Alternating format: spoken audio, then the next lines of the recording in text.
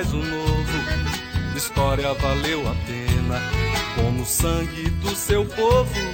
Cidade nasceu morena, Campo Grande guarda o rosto do tempo em que foi pequena. Horizontes são tesouros, crescer não vai ser problema. Nos quintais e nas mangueiras sobrevivem passarinhos, mesmo hoje quando o asfalto já cobriu tantos caminhos. Gente simples, vida mansa, tradição hospitaleira. Nos meus tempos de criança era tudo brincadeira, como os índios e cowboys conquistando Afonso Pena, frequentando as matinês do Alhambra ao Santa Helena.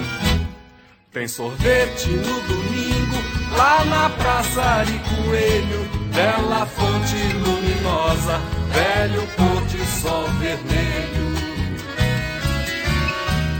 Nos quintais e nas mangueiras sobrevivem passarinhos, mesmo hoje quando o asfalto já cobriu tantos caminhos.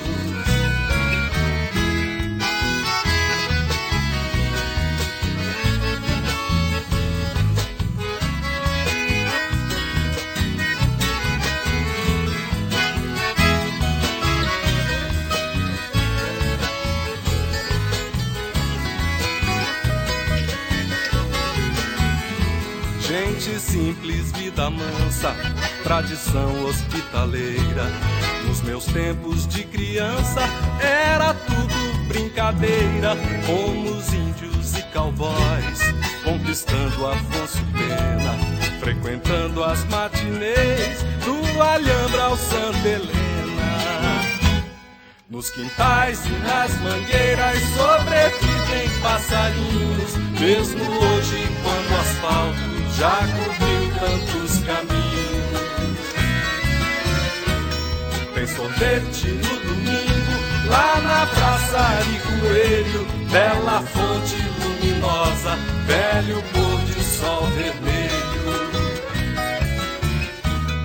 Nos quintais e nas mangueiras sobrevivem passarinhos, mesmo hoje quando o asfalto já cobriu tantos caminhos.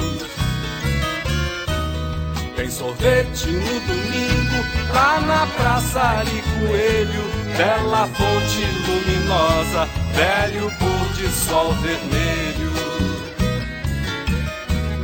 Tem sorvete no domingo lá na Praça Ari Coelho, bela fonte luminosa, velho